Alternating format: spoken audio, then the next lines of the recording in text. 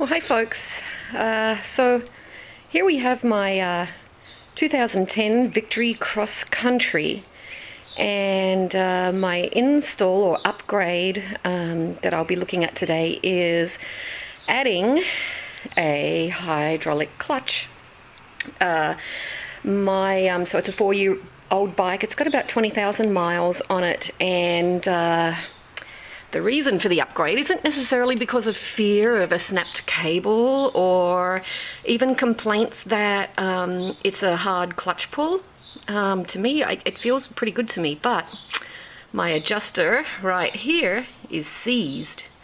So it means I would have to replace my clutch cable regardless. So I figured, well, seeing as how we have to do the work anyway, why not go the full Monty and upgrade to hydraulic, and we don't have any other problems with that. So when I first got the cross country, I had my jackpot. My cross country is basically sidelined at the moment.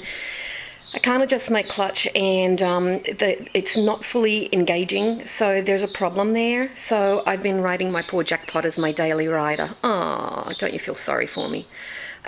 When I first got my jackpot, I didn't like the clutch pull on it. It was really hard compared to the Yamaha that I was riding before that.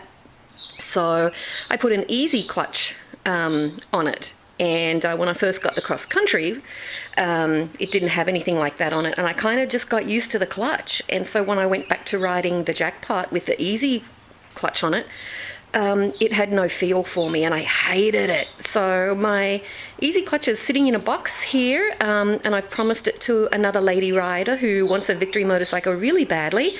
I said, you buy yourself a Victory and I will give you my easy clutch. So I'm paying it forward, getting more ladies on Victories, which is kind of fun. Anyway, so the kit that I got is from Witch Doctors, and as you can see, nowhere on it does it say 2010 plus cross country. It's all 2008 for the Kingpin Jackpot and Vegas.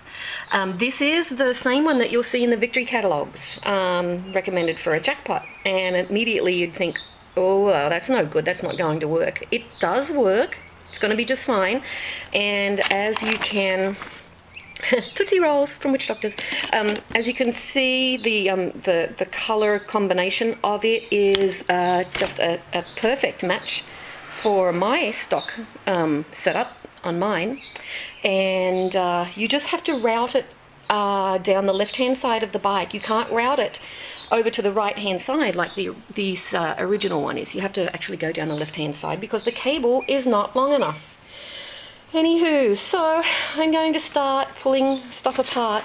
As you can tell, I'm a Sheila, and I've got mediocre mechanical skills at best. The last upgrade I did was installed amp and speakers. I did the Rockford Punch amp and a speaker upgrade, and it sounds awesome, by the way. So I did that, but so yeah, I've got pretty basic skills. My husband luckily has several stores. He owns a company that specializes in brakes and suspension and under-car repairs and exhaust, custom exhaust. So he is going to do all the technical part about bleeding it, which is where the rubber hits the road, kind of. So anywho, it comes with a whole bunch of great instructions. First of all, I have to take off the seat and the fuel tank side covers. I'm not going to take off the fuel tank, I'm just going to lift it up a little bit. Take off the left-hand mirror, and then take off the cable down at the clutch arm, and then take it off from the hand lever end of the cable, and take the rest of that off. So I'm going to start on that, and we'll see how far we get.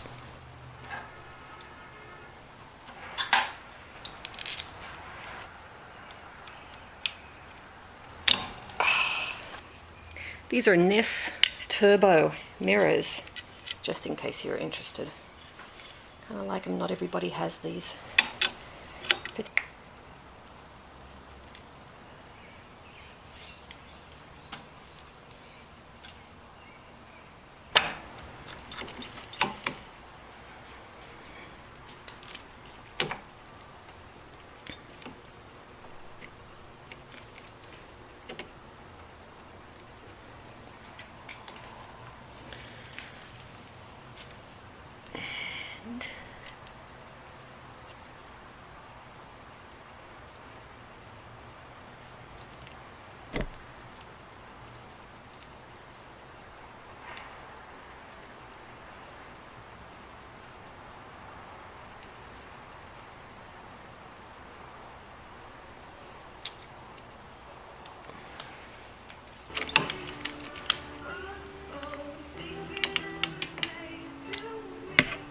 going. Okay, so on the right side of the bike, I just snapped a couple of, cut a couple of zip ties that are holding all of these together. There's the cable right there. Don't you love it when a job turns into more than you expected? So I have to remove this this top lip off of my forged bars because my driving lights are zip tied to the clutch cable. Of course. So I'll take that off and start removing all of the rest of the zip ties, and then loosen up the mounts for the existing clutch cable.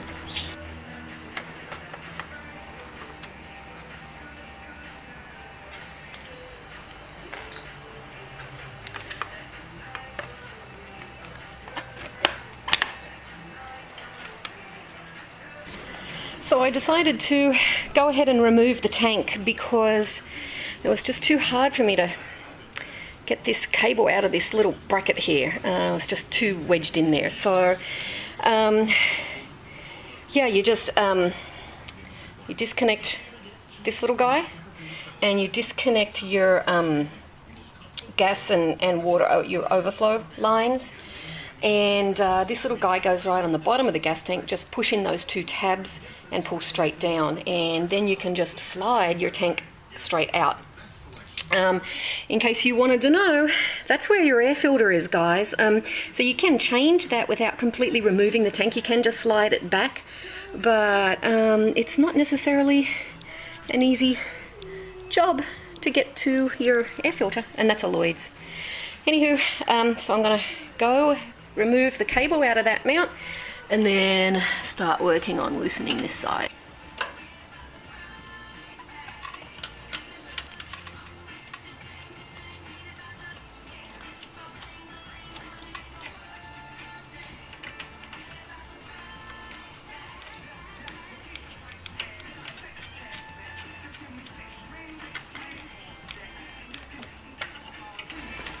And there she is, folks, gone.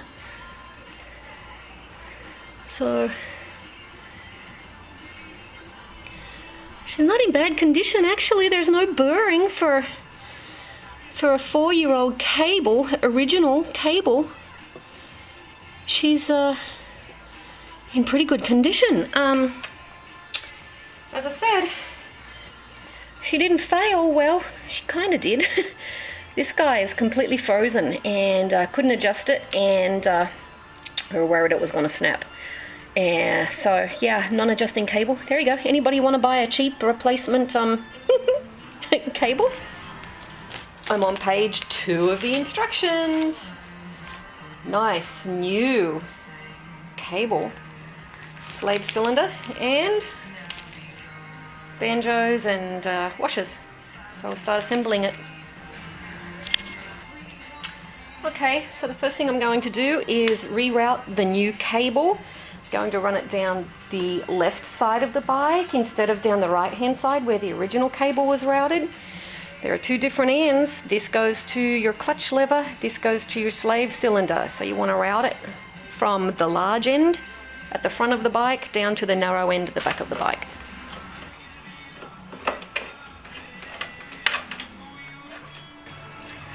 Okay, here's where the line is routed.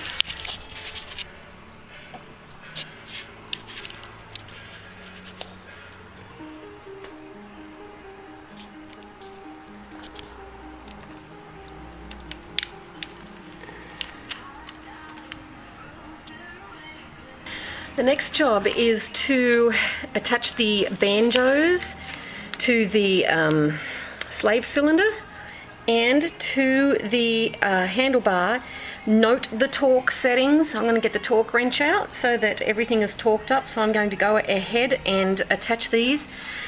What you need to do, you have different sized washers in here. You basically put a washer on the banjo, then put it through the line, then the next bolt, the next washer. And so the line should always have a washer on either side of it, and then the bolt through the middle. Anyway, so I'm going to go ahead and attach those. Be very, very careful on the slave cylinder not to bend this guy. If you bend the rod, you're in trouble. You're not worky. Okay.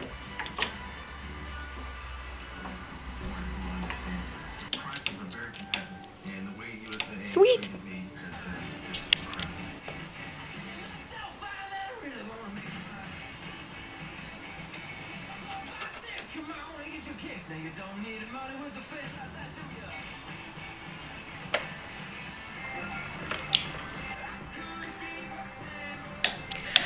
Okay guys, so yesterday we put fluid in the master reservoir up there, put a little line, a bleeder line on the valve down here, and let it gravity bleed overnight. And then this morning, it really does help to have two people doing this. Get your bars, turn them hard to the right so that the master and the reservoir is up as high as you possibly can go. And while I was sitting on the bike and keeping it level, my husband would operate, open and close the bleeder valve. So what we did is we would pump the clutch in 3 times, hold it, then open up the bleeder valve, the bleeder tube, and then close it off again, and then let the clutch out, and then repeat 3 pumps, hold it in, open and close the valve. We did this probably I don't know, 15 or 20 times. We had to top off the reservoir a couple times, but oh man, this clutch feels really good now. So it feels just like the Vision over there. So I'm going to take it for a ride, and fingers crossed everything went well. It feels really good. Apart from having a helper, some other things that are very helpful is a little brake bleeder kit, and with a clear hose so that you can see the air bubbles and everything, and a 6mm little wrench there. So it's the bleeder valve is pretty small. Okay, so I just came back from a quick little ride, and the verdict is totally worth it. I wouldn't necessarily say that it's an easier pull than the cable, but it's definitely smoother. It feels about the same when you first start, but when you get in towards the grip, it's a lot smoother. It's just a little bit smoother and easier. And before, my gears would start to engage at about here, honestly, about here on the old cable, which was not good. Now it's about halfway. It starts to engage about here. So very smooth, about the same clutch pull, but just smoother, so it does make it easier that way. And bleeding it really wasn't as hard as I thought with my husband's help, which was really nice. It maybe only took 10 minutes. One little thing to note, just make sure with the cable location here, if I can see what I'm looking at, here we go. This angle here, just make sure that it's angled back towards the center of the bike a little bit, because otherwise you're gonna hit on your side cover here. So just make sure that that's angled and not going straight up. Other than that, not as hard as you would think. Good install, totally worth it. I'm loving it.